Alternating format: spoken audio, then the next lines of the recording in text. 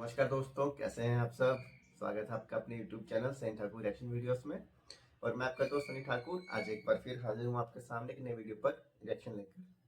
तो दोस्तों, वीडियो शुरू करने से पहले कल आरसीबी और पंजाब का फाइनल मैच था आईपीएल का, और बेंगलोर ने पहली बार ये टाइटल अपने नाम किया है। और पंजाब के पास ही मौका था फर्स्ट टाइम ये टाइटल अपने नाम करने का, पर बेंगलोर के बॉलर्स ने अच्छा खेल दिखाया और ट्रॉफी बेंगलोर को मिली। 18 साल का आरसीबी का सूखा खत्म हुआ। और क्योंकि हम इधर बेंगलोर में ही हैं, तो रात को जैसे ही मैच खत्म हुआ वैसे ही पूरा बेंगलोर मानो ऐसा लगा कि सड़कों पे उतर आया हो। दिवाली जैसे कल रात को दिवाली थी ऐसा लग रहा था। हर जगह पटाखे बम, इतना शोर, सब लोग सड़कों पे उतर के चीयर कर रहे थे। और करें भी क्यों ना, क्योंकि एक तो विराट कोहली का एक ड्रीम था आईपीएल जीतना, दूसरा 18 साल के बाद पहली बार बेंगलोर ने आईपीएल जीता। और ये साला कप नाम दे, पूरी जगह ये नारे लग रहे थे ये साल कप हमारा होगा, और उन्होंने कर भी लिया अपने नाम पे। तो बेंगलोर को बहुत बहुत बधाई, और पंजाब को भी बहुत बहुत बधाई, उन्होंने अच्छा खेला। बट उनका जो आईपीएल जीतने का सपना था वो बेंगलोर ने थोड़ा आगे बढ़ा दिया। चलिए कोई बात नहीं, पंजाब अगली बार अच्छा करेगा, उनको भी ऑल द बेस्ट। तो दोस्तों, अभी जो वीडियो बनाने वाला हूँ वो मेजर गौरव आर्या की वीडियो है। अभी 2 दिन पहले यूक्रेन ने रशिया पर बहुत ही तगड़ा ड्रोन से हमला किया, जिसमें रशिया को आई थिंक 4 या 5 बिलियन डॉलर का जो आर्मी का नुकसान हुआ है। उनके बड़े जहाज, लड़ाकू जहाज सभी उन्होंने यूक्रेन ने तबाह कर दिए हैं। और इसके बाद अब जो रशिया है वो चुप तो बैठेगा नहीं, वो भी कुछ बड़ा हमला करेगा। बट अभी मेजर गौरव आर्या बता रहे हैं कि यूक्रेन ने हमला कैसे किया और कब से इसकी प्लानिंग चल रही थी, और इसके क्या आप नतीजे निकल सकते हैं। तो दोस्तों चलिए वीडियो शुरू करते हैं और वीडियो के लास्ट में बात करेंगे। दोस्तों, वीडियो शुरू करने से पहले आपसे एक रिक्वेस्ट है, अगर आपको वीडियो अच्छी लगी वीडियो को लाइक कीजिएगा, चैनल को सब्सक्राइब कीजिएगा, और हमें कमेंट में बताना मत भूलिएगा आपको वीडियो का कौन सा पार्ट बहुत अच्छा लगा। चलिए दोस्तों, वीडियो शुरू करते हैं।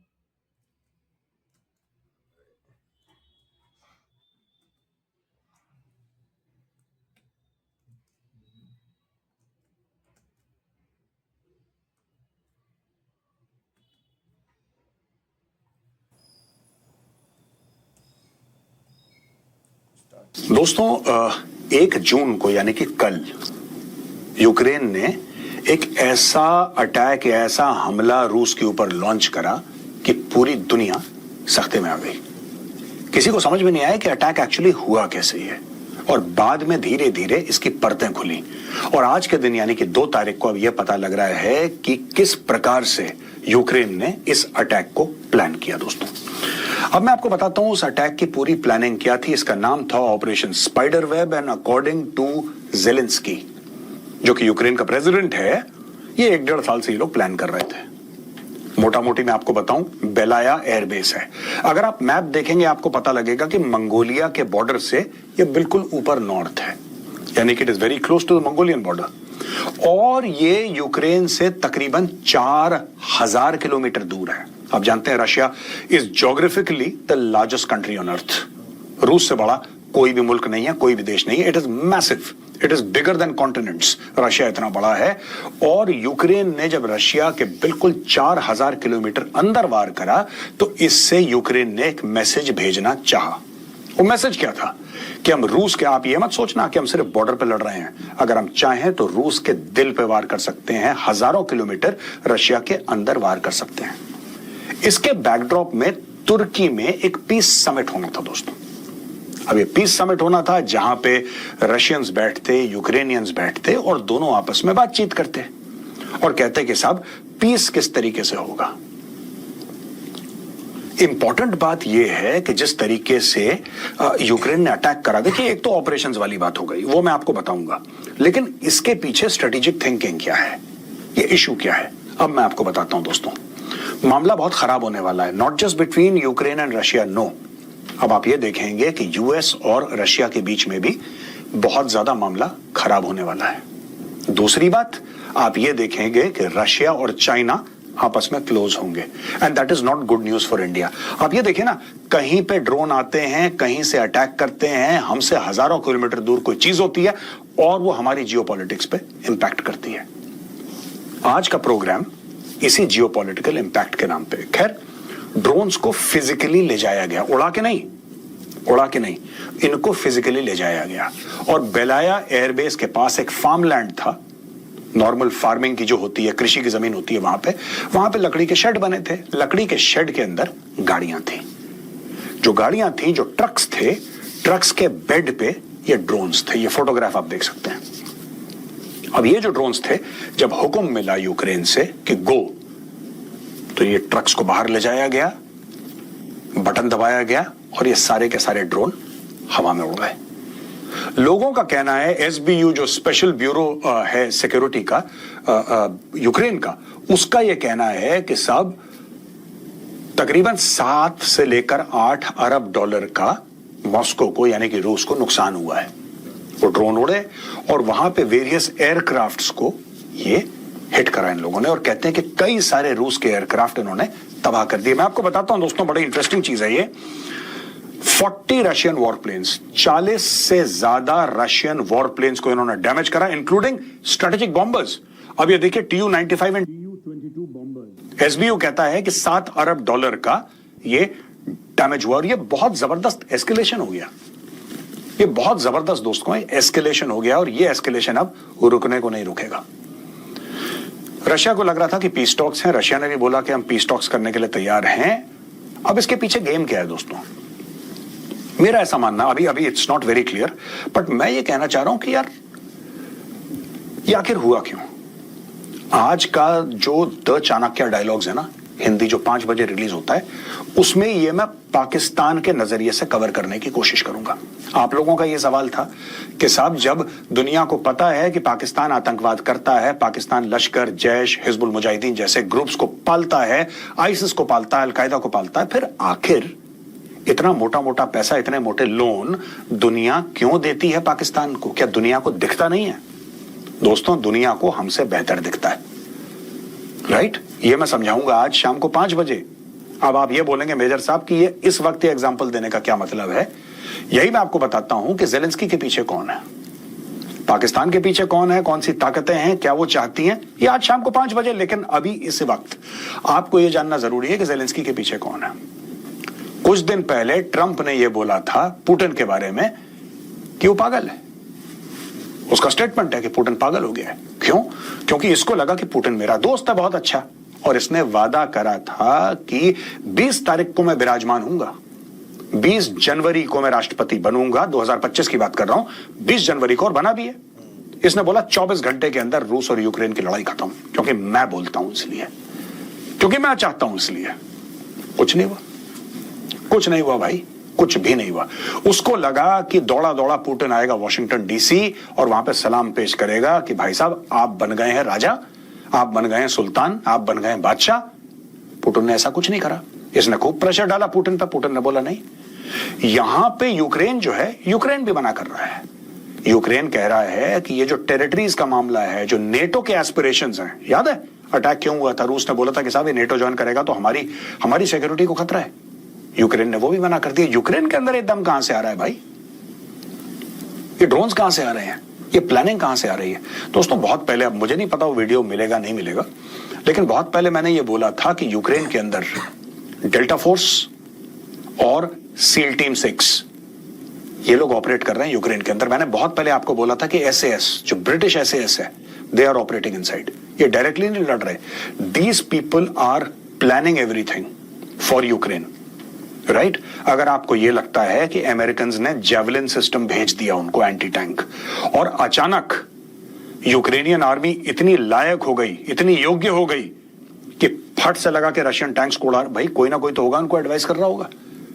वरना एक सिस्टम को यूज करने के लिए बेहतरीन तरीके से महीनों दर महीनों लग जाते हैं, साल साल का भी लग जाते हैं। इनके पास अचानक एक्सपर्टीज कैसे आ गई? दोस्तों, करवा तो देखो अमेरिका रहा है, इसमें कोई डाउट नहीं है, राइट? अब हमें यह सोचना है कि ये जो पूरा मैटर है, पूरा का पूरा मामला, ये होगा कैसे यार? क्या ये भारत के खिलाफ हो सकता है? क्या भारत पाकिस्तान के खिलाफ कर सकता है? क्या चाइना भारत के खिलाफ कर सकता है? या भारत चाइना के खिलाफ कर सकता है? सोचना पड़ेगा। किसी ने नहीं सोचा था, कम से कम रूस ने यह नहीं सोचा था कि हमारे इतने मेजर एयरबेस के बिल्कुल आसपास, few kilometres within our airbase or close to our airbase. When I say within, I mean within that town area or within that city area. आपके farmlands होंगे, वहां पे wooden sheds होंगे, उनके अंदर ट्रक्स होंगे, किसी ने देखा ही नहीं। ट्रक पीछे आए, खुले ऊपर से ड्रोन गए, 7 अरब, बात 7 अरब की नहीं है, बात 7 अरब की नहीं है। बात यह है कि यूक्रेन ने रूस को यह दिखा दिया, दुनिया को यह दिखा दिया कि हम 4000 किलोमीटर दूर अटैक कर सकते हैं। यानी कि यूक्रेन अब यह कहेगा कि अगर नेगोशिएट करना है तो बराबरी की सतह पे करो, पहली चीज। और दूसरी बात you know, we'll negotiate from a position of strength, that is number 1। Number 2, हमें और पैसा दो। अगर हम रूस को 4000 किलोमीटर दूर मार सकते हैं तो फिर हम मॉस्को पे भी मार सकते हैं। हमारी रीच पूरे रशिया में कहीं पर भी है, वीकेंड। और ये सब जो युद्ध के तरीके हैं दोस्तों, ये बदलती हुई दुनिया को दर्शाते हैं कि अब दुनिया में युद्ध करने का तरीका, वो युद्ध वाले तरीके बदल गए हैं।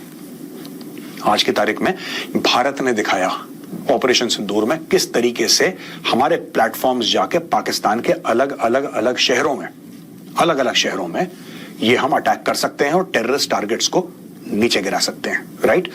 अगर उनकी मिलिट्री हमारी मिलिट्री पर अटैक करे तो हम उनकी एयरफील्ड्स तबाह कर सकते हैं। लेकिन मुझे ऐसा लगता है कि अब वक्त आ गया है भारत को एक अगले स्टेप पे इस लड़ाई को ले जाने का, और ये सब हमें खुद सोचना होगा दोस्तों। पाकिस्तान के स्ट्रेटेजिक ठिकाने कहां पर हैं? क्या हम ये पूरे यूक्रेन के ऑपरेशन स्पाइडर वेब से हम लोग क्या सीख सकते हैं? इसको स्टडी करना है। I am sure somebody in army headquarters, navy headquarters and air headquarters must be studying this operation as we speak today. एक ग्रुप बन गया होगा, ठीक है। फौज से अच्छा स्टूडेंट आपको नहीं मिलेगा। लोग अक्सर टीचर की बात करते हैं ना कि फौज से अच्छा टीचर, फौज से अच्छा स्टूडेंट भी कहीं नहीं है भाई। ये लोग ऐसे हैं कि चुप होके सीख लेते हैं और फिर उसको इंप्लीमेंट करने में नंबर 1 है। ये स्टडी करेंगे ये ऑपरेशन, और मैं चाहता हूं फौज इसको जरा स्टडी करे। I have a lot of love and affection for the Russians and you know, ये पुराना है भारत का रशिया के साथ जो रिश्ता है, लेकिन ये जो ऑपरेशन है ये देखना पड़ेगा। और किस तरीके से पीस टॉक्स फेल हो गई हैं, किस तरीके से ज़ेलेंस्की ने ये बोला है कि हाँ देखो मेरी ये कैपेबिलिटी है। इट्स लाइक स्टार्टअप में होता है ना, कोई भी स्टार्टअप होगा तो सबसे पहले जो आपको फंडिंग देगा, आपको उसको कुछ दिखाना पड़ेगा ना कि ये मेरा प्रोडक्ट है, ये मेरा प्रोडक्ट है, ये मैं कर सकता हूं, ये मेरी कैपेबिलिटी है, ये मेरी स्केलेबिलिटी है, मैं इस तरीके से प्रोडक्ट का यू नो और स्केल अप करूंगा, मैं इतना प्रॉफिट दूंगा। आपको ये सब बताना पड़ता है जब आप एक स्टार्टअप शुरू करते हैं। Ukraine is behaving exactly like a startup. Ukraine ये कह रहा है भाई हम स्टार्टअप हैं, ये हमने आपको अपनी कैपेबिलिटी दिखा दी है, अब आओ तुम हमें पैसा दो। और यूक्रेन ऐसा क्यों कर रहा है?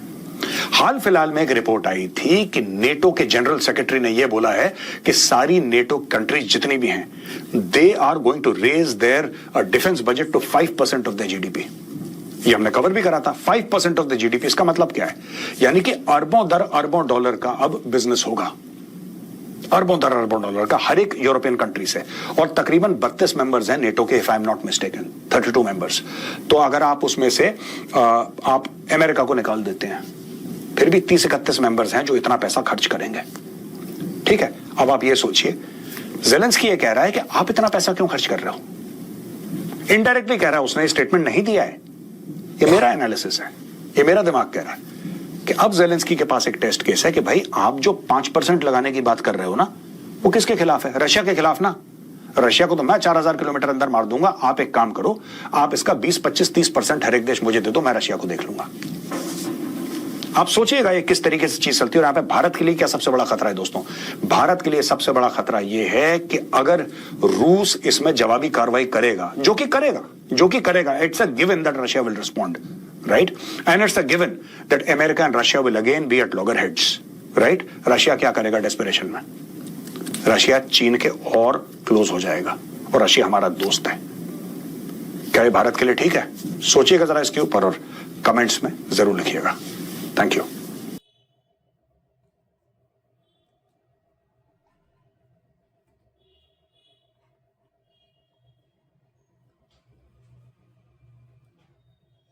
तो दोस्तों ये वीडियो यहाँ हुई ख़त्म।